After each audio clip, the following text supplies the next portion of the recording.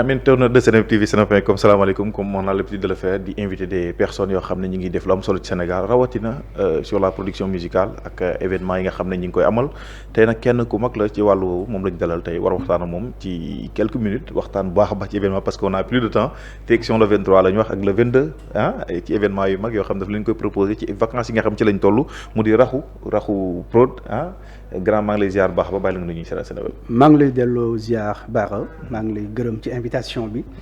di gërëm aussi waa Seneweb fii moom sama kër la mbégte laa ma toogaat fii. mbégte la ñu am di jàkkaarloog yow nga nekk ci production ay spectacle concert lu bëree bëri nga koy organiser.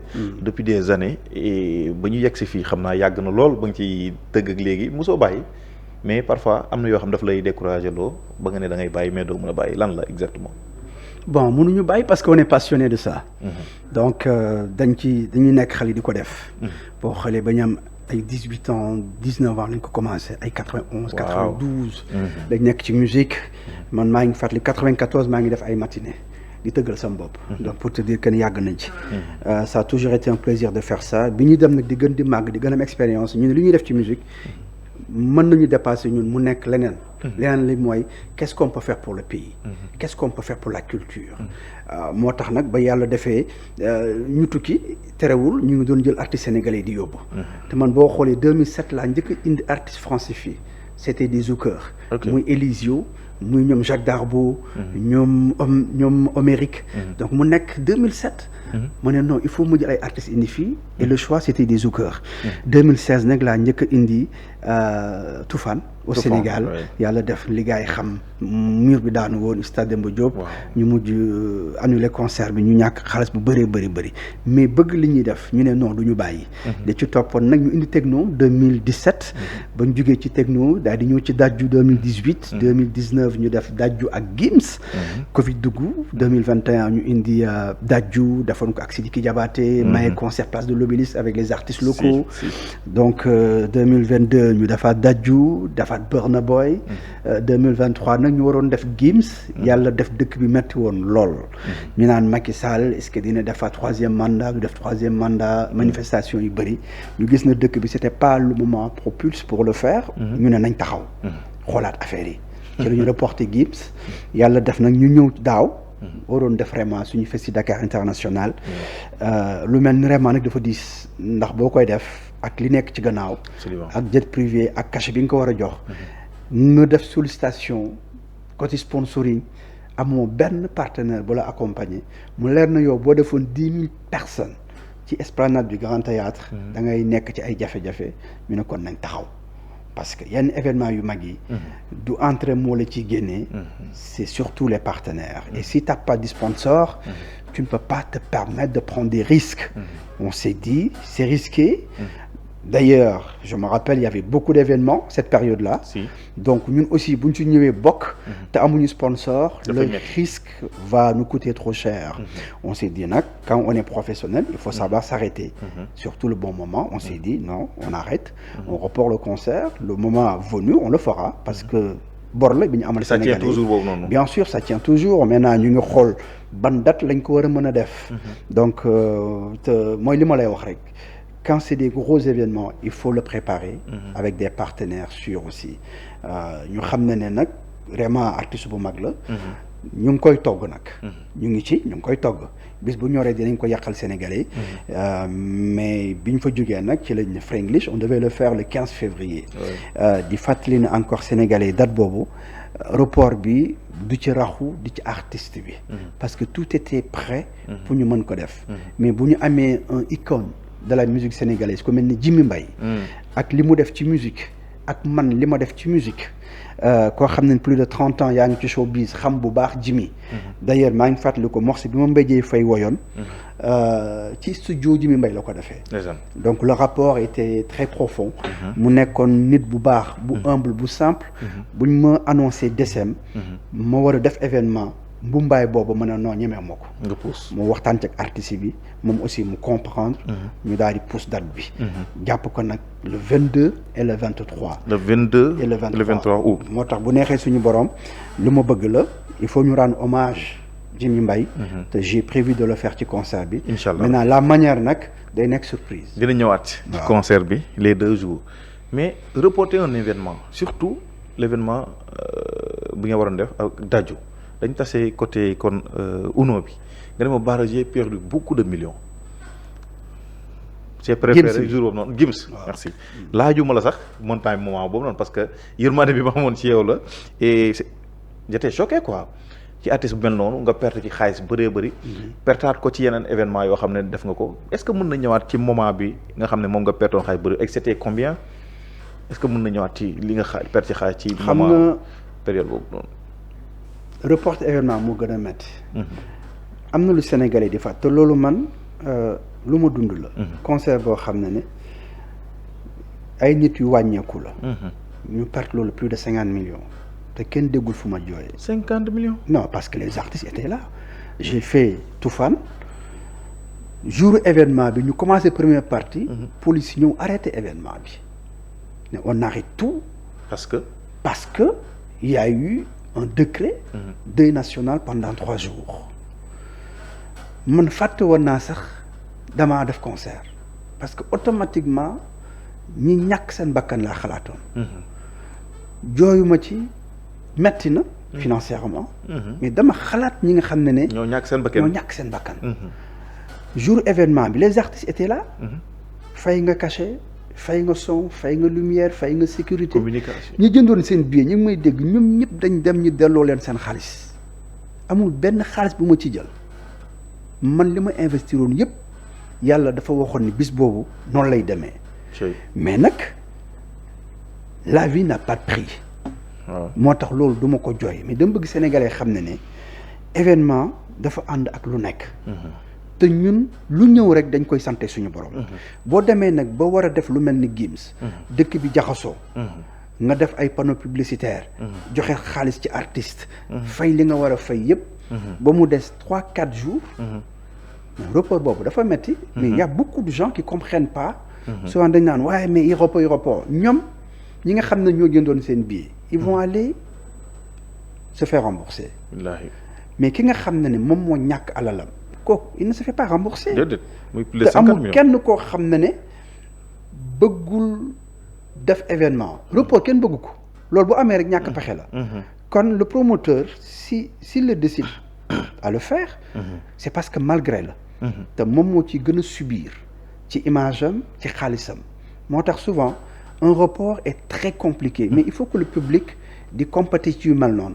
di ci ànd ak yërmande parce que dafa metti waaw loolu nag c'est important parce que Sénégal xëy na amuñu boobu habitude.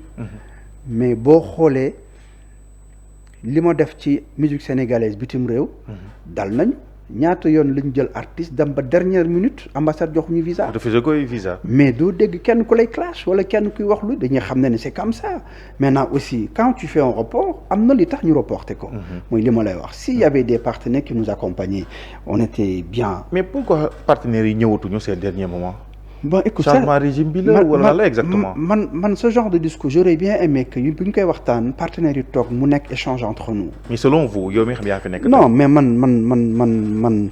wala raxu dafa bokkul ci réew mi wala. non man d'autres promoteurs yoo xam ne ñu ngi tëgg ñi nga am seen ay partenaires. mais xam nga man malheureusement comme li Thione doon wax yàlla na ko yàlla yërëm il est mal compris dans ce pays ça da ngay wax nit ñi am neneen niñ la koy juger li parce que c'est très difficile de parler dans ce pays. partenaires yi bu ñu xamoon ñun suñu parcours. parce que man dama jàpp ne. partenaires yu bëri xamuñu parcours raxu. si dama jàpp ne Sénégal yu bëri xamuñu sama parcours. je ne suis pas un producteur qui parle beaucoup qui se montre qui fait du bling bling yàlla daf ma dimbali. ma nekk nit boo xam ne lépp lu may doxal rek dama koy def ci discrétion mais dama ne la 91 ba léegi maa ngi musique nekk DJ dugg ci rajo 97 ba fi may wax ak yow kon am naa expérience. absolument ku jël artiste sénégalais yépp pour bañ a lim boo ci génnee ci Youssou Ndour mooy gën a yomb ci mbalaxmaan yi amul ku mu yóbbul bitim réew. di jël ay artistes yu mag di leen indi Sénégal. constant bi ma am yaakaar naa ne bëriwul promoteur yi koy am. man damaa jàpp na xëy na bu ma nekkoon beneen réew dinañ ma jox gëdd boo xam ne xëy na sax fi ma toll ni dama koy weesu ndax j'ai beaucoup fait pour la culture sénégalaise. Ça c'est vrai. waruma am problème bu sponsor dans ce pays. Surtout que. waruma am problème mu sponsor dans ce pays. Au contraire man Rakhou maa waroon sax jàppale xale yi. pour ñu partenaires yi mën leen dimbali. Mais si les partenaires ne savent pas qui est la personne. il te prend comme une personne classique. koo xam ne xëy na mu ngi doog a tàmbali. peut-être mën nañ ma juger comme les gens le font. dama ne artistes yu mag yi nga xam ne ñu ngi fii mën naa joxe tur Kumba Gawlo ba muy tàmbali. son premier single sa maman est venue à la radio me dit Rakhou seen sœur la. Viviane ba muy tàmbali son premier album fii la ma fekk. ñun bi ñuy def rajo à l'époque te ñun dañ doon génn di signer ay autographe d'or. on était à la Mosaïque. ñu leen di rang. nit ñi da booy génn da ngay signer autographe à l'époque. tellement nit ñu meloon la. bu loolu weesoo nga dem bitim réew. di fa def rajo presque plus de 15 ans minimum laa lay wax nekk ci rajo di recevoir artiste bu nekk. Section d'Assaut quand je les ai reçus c'était dans leur premier album. muy désolé album boobu ñu waxoon. nga xam ne j'ai reçu ñoom Gims ñoom ñëpp ils étaient venus dans mon émission. Mewé Papa Wemba Koffi Olomide et cetera Werason Ferré Gola j'ai reçu pas mal d'artistes africains. ndax j'étais le seul animateur bu doon def une émission africaine dans une radio antillaise di Espace FM Paris. kon am nañu expérience di def ay soirées sénégalaises au Titan mu nekk lu bëri. ay at yu bëri donc booy ñëw sa réew pour bëgg Sénégal nekk. socle. pays numéro 1 ci wàllu industrie. bu ñuy jël ay artistes yu gën a mag di leen bëgg a indi fii c'est parce que dañ bëgg a jaay suñu dëkk. ci la culture. boo xoolee bi may jël Gims ak daj bi di leen boole. mais mosuñu ko woon def. bi ma leen di woo ñoom seen bopp dañ ne c'est historique on l'a jamais fait. ci sama inspiration lañ fi jógee dem def une tournée française. ñoom ñaar. ci yow la jógee. ci man la jógee. donc li ñu def pour la première fois dafa bëri. di artistes yu mag yi nekk Sénégal di artistes yu ndaw yi nga xam ne aussi ñu ngi fi dañoo def lu bëri ci musique sénégalaise moo tax. Souvent, si tu n'es pas fort mentalement, da nga naan non tu mérites pas ça. mais pourquoi tamit nga jéem a changer la méthode. Ça c'est une bonne question. Par exemple. indi nga fi façon artiste bu ne mu jóge bitim réew ñëw. mais pourquoi pas nga focaliser ci li nga xam moo di les artistes locaux qui sont là par exemple tu prends un Dip Doundou Guiss nga mettre ko en avant moom kase nga ñëw war ko tëggal yem ci moom rek wala benn Wally Seck. xoolaat ba xool ndax loolu lan lay joxe exactement. D'accord. parce que ñu bëri dañ naan non da ngeen dem jëli artistes yi fa la ñëw fay leen cachet bu cher ñun ngeen bëgg ñu fay ay weccit parce que loolu mooy nekk li nga xam mooy nekk les bruits de couloir yi. xam nga moo tax ma ne en général man dama nekk nit boo xam ne bëgguma werante parce que yàlla dafa def loolu ci man. Il y a des artistes sénégalais qui quittent dans ce pays qui vont dans des pays pas loin du Sénégal. Je vais pas citer un nom mais nit ñi dañ xam li may wax. Ils prennent des cachets yoo xam ne artistes yi nekk foofu dañ ko am. maanaam mooy gën a cher. am na ay artistes sénégalais yu dëkk ci réew mi. di dem beneen dëkk bu soriwul Sénégal. di fa am cachet yoo xam ne artistes yi nekk ci réew mi duñ leen ko fay. waaw. ndax la mais parce que ils sont aimés et demandés. d'accord bu ñu demee bu ñu tëgg. dañ leen di seet si dañ leen bëgg. mais bokkuñu du xeeb artiste tey jii exemple bi ma lay jox boo bëggee ñëw ci football bi. nga bëgg a inviter un Messi dans ce pays. ak boo bëggee jël un footballeur sénégalais. mais conditions yi du benn. waaw du benn. c'est compliqué bu ñu àgg ci niveau boobu xam nga lu tax. amul sénégalais bu rêvé wul ngay artiste ngay doomu réew mi gis ay artistes yu mag di ñëw ci réew mi. ñun bu ñuy nekk xale dañ doon rêvé di gis ay James Brown ay Michael Jackson. ay Bob Marley. nekk xale c'était le rêve de les voir ces gens-là. tey ñu ngi ko doon rêvé noonu la xale yi tamit di rêvé di gis seen artistes yu mag. di ñëw ci réew mi. mais ñooñu bu ñuy ñëw ci réew mi conditions yi du benn vie bi du benn. Maintenant, on ne peut pas comparer ce qui n'est pas comparable.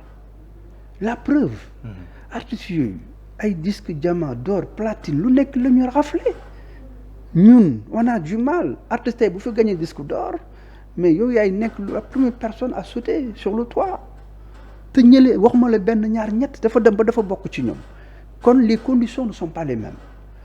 ñooñu dafa am ñoom lu ñuy laaj pour ñu mën a génn foofu parce que c'est pas eux qui font la demande ñun la. ñoo ko soxla. parce que xam nañ ne bu ñëwee am na lu muy indi pour suñu réew. mais quand tu fais ce genre de choses les gens te réclament. Oui pourquoi ngay fay autant de millions alors que les artistes sont là. mais man musuma tëgg artiste international te boole moo ci ay première partie la preuve Frenglish bi may def nii. mais tu retrouves Omzo Dollar. tu retrouves One Lyrical. tu retrouves Joflem. tu retrouves mais même des jeunes artistes comme Yero comme Brandy.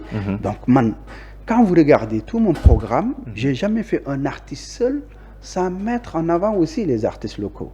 kon lu ñu may critiquer malheureusement dama jàpp ne amuñu bonne foi rek parce que koo xam ne jël nga artistes yi nekk fii yëpp yóbbu leen bitim réew. te moo gën a metti tëgg leen Dakar. man boole naa Dip ak Ngaaka Blindé France. yóbbu leen fa. Dip Ngaaka Blindé Daara J. plateau boobu mosoo gis Sénégal. man je l'ai fait. j'ai pris Fatou Guewel Kiné-Lam boole leen France. j'ai pris Pape Diouf Abdou Guité boole leen France. j'ai pris Mbaye Dièye Faye Alioune Mbaye Ndiaye boole leen France. j'ai fait des gros plateaux à Paris. donc man li may def foofu sax amul Sénégal. donc quand tu fais ce genre de choses ces mêmes personnes viennent te critiquer dans ton pays te ñoom ñu xam sa parcours. c'est-à-dire le problème en est que dafa manque reconnaissance ci les personnes qui parlent. parce que ñoom ñoo waroon njëkk a wax ne kii li mu def gisaguñ ko fi def.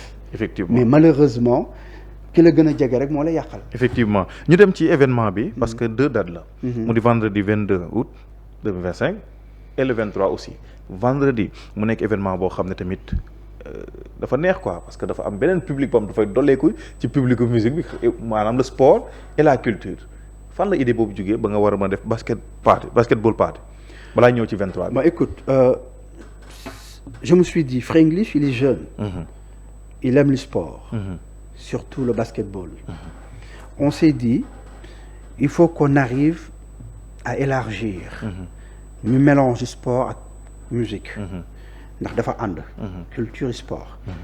on s'est dit le 22. dañ bëgg mu ñëw basket. en dehors de la musique ñu gis ko ci beneen casquette. ci li mu bëgg muy sa passion.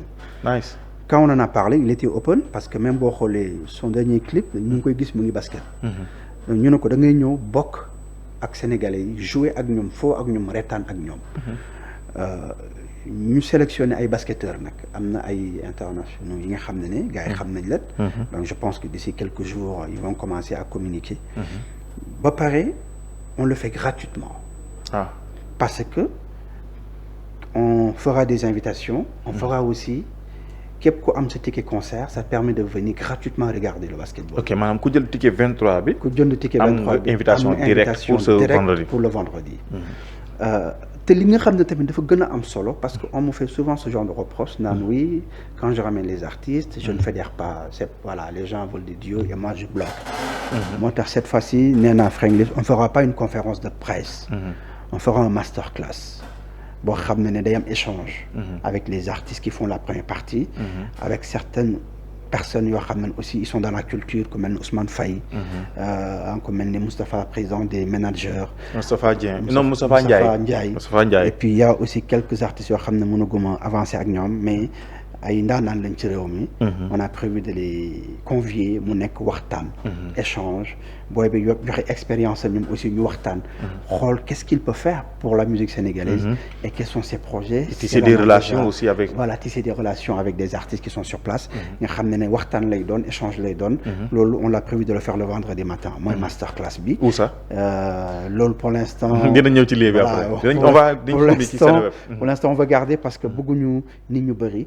donc foofu dañ ko communiquer c'est entre nous qu'on va faire cette communication là masterclass bi. donc stade Marius Ndiaye. foofu la ñuy def basketball bi et puis ce qui est magnifique aussi on va aussi donner la chance xale yu jigéen ñi parce que dañu invité Bopp ak Wagu Ñaay Bob ak HLM. mooy les jeunes filles. ñoom ñooy njëkk a def basketball bi buñ ci paree nag après ci la mag yi di ñëw. et puis Frenglis aussi ñu xool ban équipe lay jouer ak ñoom. ko defee mu nekk loo xam ne foo la kaf la reetaan la. sport la en même temps. voilà ce qu'on a prévu le vendredi et le samedi. c'est aussi inédit. on fait concert plus soirée. waaw foofu yemul rek ci concert plus soirée c'est-à-dire moom bu jouer ba pare. day toog ak ñun ci soirée bi. ñu fecc. moom it mu fecc. gars yi gis ko voilà comme si il est en boîte de nuit. donc mu nekk ambiance boo xam ne dafay day jege public bi. mu nekk soirée donc DJ Rude Boy mooy DJ bi muy nekkal. mooy mixer soirée bi. ak aussi DJ Dollar. ak DJ voilà il est là moom voilà Dollar il est là moom aussi di sama rak. waaw ku baax la depuis 2016 ñu ngi ànd maag moom. ci lu mu dugg na ci. il parle un peu ci lu ma neex na ko. vraiment sama rakk ju baax la. ku ma bëgg la ku ma yéene la. moo tax nee naa ko boo góorgóorloo moom. boo deful ndànk yow yaay indi disque d'or bi ci réew mi. incha allah ndax jàmbaar la wax dëgg yàlla. donc on le souhaite tout le meilleur. waaw parce que y aura Omzo Dollar. ci guest yi. waaw y aura Yero. y aura aussi Bidéo bu bees. waaw sama grand yi macha allah que j'adore beaucoup. Bidéo bu bees. ils sont exceptionnels. ñoom aussi mën naa ne du showbiz moo ñu boole. ñoom cofeel la ñu am. sama diggante ak ñoom. te c'est vraiment réciproque. ils sont formidables. y aura aussi One Lyrical, le maestro One Lyrical aussi talentueux. Il a beaucoup de talent et à chaque fois dañ ko retrouver ci say événement. Absolument. Mais am na lu dox seen diggante. Brenda Modja aussi. talentueuse. waaw ku am talent la macha allah moom tamit bokk na ci événement bi. mu nekk événement boo xam ne Sénégal ñëpp ko doon xaar depuis bi nga ko reporté ba léegi. xale yi bàyyiwuñu sur le net gis naa seen ay suggestions seen ay questions. même dañuy dem di wax directement Frenglis. kon dalay leer ne ñoom. événement bi am na fu mu leen toll. surtout boo jugee ci vendredi mu nekk affaire boo xam ne basketball party la. boo xam ne dinañu am benn connexion bu mag a mag ak artiste bi ak yeneen stars yi nga xam dañu fay ñëw. mais aussi le samedi 23 août à partir de. On ouvre les portes à partir de 20h. Parce que dañu bëgg nit ñi lekk naan foore. Parce que bu ñu ubbee 20h on aura les DJ qui vont ambiancer les gens. Donc ba ay 23h30 minuit. Et puis je pense que heure boobu la artistes yi di commencer yéeg. Et puis bu jeexee on va continuer à faire la soirée parce que artistes yëpp ñu ngay gis ne ñoom ñëpp dinañu woy. Donc après Frenglis mooy yéeg. bu paree nag toog soirée bi continuer ak DJ. nga xam ne ce sera une première aussi de voir son DJ. Mixé parce qu'en général DJ bi moom il est avec l'artiste mais là day mixé ànd ci DJ Dollar ak beneen DJ boo xam ne damay bañ a fàtte turam Vance voilà DJ Vance ñëw sama grand ñu dëkkandoo Colobane magnifique exactement DJ Vance il est bon aussi il est très bon il est très bon waaw très discret moom tamit di def liggéey bu am solo DJ Vance maa ngi koy nuyu de passage l'homme de Colobane parce que André Fosse debout c'est à 10 000 c'est ça VIP simple à 20 000 francs mooy assis VIP prestige 50 restauration 000, voilà 50 000 plus la restauration c'est-à-dire on va donner les gens à déguster en même temps une boisson boo xoolee bi mooy la première fois depuis que ñuy def concert ñu def la restauration sur l'entrée très bien parce qu'on a vu que le pays est très difficile en ce moment et on a aussi envie de faire des efforts on sait que c'est très difficile parce que la période les billets d'avion sont trop chers même si Air Sénégal nous accompagne c'est la période qui fait que les billets d'avion sont hyper chers frais yi dafa bëri hôtel etc mais taxul ñu ne il faut quand même ñu def benn faveur pour nos VIP prestige donc ku jënd billet 50 000 di nga ci mën a lekk di nga ci mën a naan et puis on a prévu vraiment de faire un truc clubbing parce que discothèque day am waaw nit ñi dinañ mën a toog vacances lañu nekk jël seen affaire yu baax parce que vrai VIP moom c'est comme si tu es en club lépp lu waay mën a am di nga ko am maa ngi imaginer décor bi de waaw lépp lu waaye non et puis ñu ngi ci ànd ak Sidaat Sidaat mi yore écran ak son moom aussi il est formidable di gërëm aussi Serigne Fall Grand Théâtre Serigne Fall Gueye et puis oui Serigne Fall le DG du Grand Théâtre di ko gërëm bu baax mais aussi mention spéciale sama partenaire di Kalimo Consulting Group parce que Alassane Sakho ba may ñëw ci moom dama ñëw en tant que sponsor parce que je l'ai connu il y a 2 ans je voulais travailler avec lui en tant que sponsoring bi ma ñëwee mu ne ma grand non man ñëwuma comme sponsor dama bëgg a ñëw associé ak yow très bien ndax li ngay def nii dañ ci war a jàpp dañ ci war a jàpp dama bëgg ñu liggéey. ma ne ko en bon moment ma ne ko man nag dans ma vie j'ai jamais fait coproduction. j'ai jamais fait partenariat yooyu xaw ma ko sax. moo tax événement bi daf ma diis. parce que quand tu associes. te nga bëgg kii ñëw am ci dara. da ngay sonn. parce que man nee naa ko bu perte di am moom na doon man mais pas yow. parce que moom xamu ko perte doom sa incha allah waaw non mais c'est pour te dire. l'esprit que j'ai. voilà parce que moom xamul lii. bëgg na ci jàpp ne du ma ñëw en tant que sponsor damay ñëw comme associé. donc ma ne ko la porte est ouverte man je suis preneur. donc ñu ànd ci conditions yi. ma jox ko na carte blanche. boo xoolee mën naa ne sax moo jiitu man je suis derrière. donc parce que dama bëgg aussi bu la nit wóoloo ne day liggéey ak yow. na ci gis boppam. absolument waaw c'est important. c'est important moo tax mention spéciale à Alassane Sakho. deux dates à retenir le 22 août 2025 c'est un vendredi au stade Marius Ndiaye avec Frenglish Basketball Party mais aussi le 23 au Grand Théâtre ci Esplanade bi foofu lay amee ba tey avec Frenglish ak yeneen artistes yoo xam ne ñi ngi ci biir des Sénégalais Bidéo bu bees One Lyrical Iero Omzo Dollar ak ñeneen Brandy Moja c'est à partir de 20h ouverture des portes nga ñëw jënd sa ticket bu fekkee ni force debout nga préfère nga jënd ko à 10 000 francs wala da nga bëgg def VIP simple da ngay toog c'est à 20 000 francs et bu fekkee da nga bëgg toog di noos di lekk di bigee di nekk en toute sécurité te léppay am sécurité mais boobu dafay gën a neex dafay gën a neex enjoy carrément c'est à 50 000 infoline 78 604 59 59 wala 78 604 79 79 wala nga woote 78 475 0000. c'est ça loolu mooy numéro yi. c'est ça les informations donc 22 23 aussi mën nañu dem aussi ci www.guichet.com. ok waaw di gërëm bu baax Moulay Sall aussi. parce que suñu partenaire la ci événement bi. guichet.com aussi. mën nga toog sa kër. doo déplacer wu fenn. dem jënd ko foofu on a aussi nos points de vente. Bazof. suñu point de vente la Saveur d'Asie Bourguiba aussi suñu point de vente la. di gërëm aussi waa Carré Almadies. le carré Badiane. ñu ngi koy gërëm bu baax. di gërëm aussi Baxia. nekk foofu ci Almadies. ak Hélène Café. ñoom aussi ñoom ñëpp suñu sponsor la ak Kalimo Consulting aussi boo demee foofu tamit mën nañ la jaay si billet. et puis bu ñu wootee ci numéro aussi mën nañ leen livrer billet yi. donc la livraison est 1000 francs partout à Dakar. donc boo wootee. dañ la mën a livrer say billets. di woo Sénégalais yëpp ñu génn. ñu xam ne ni c'est les vacances. on a besoin de se faire plaisir on a besoin de s'évader. on a aussi besoin de voir nos enfants prendre du plaisir donc nañu bàyyi xale yi aussi ñu génn na aussi parents yi di ànd ak seen doom yi. bu ko defee ñu mën a génn ñu mën a foo ñu mën a reetaan. ndax jamono ji xaw na doy waar lool. et je pense que de temps en temps c'est bien de se faire plaisir xale yi génn foo. ci vacances lañ nekk voilà ci vacances lañ nekk donc. c'est Frenglish beneen affaire la. c'est un ambianceur. donc lui aussi il est tellement pressé de venir au Sénégal. parce que boo xoolee vidéo da koy wax ne depuis 2021 ñëw Sénégal et je me rappelle. loolu tamit maa ko tëggoon. ba muy ñëw aussi 2018 maa ko indi woon ak Dadju. donc yàlla aussi boole nañu vraiment relation bi rafet na. donc di wax na Sénégal yi génn. nañu ñëw parce que c'est le Sénégal qui gagne. c'est le Sénégal en fait. c'est nous dans nous. donc venez sortir. voilà venez vous faire plaisir. en tout cas venez nous faire plaisir événement la boo xam ne kenn waru ko te merci beaucoup Rakhou. merci à toi jërëjëf maa ngi lay jaajëfee. merci Baba incha allah dina leen won lépp sur nos réseaux. dem leen di ngeen gis affiche yi di ngeen gis les numéros di ngeen gis lépp.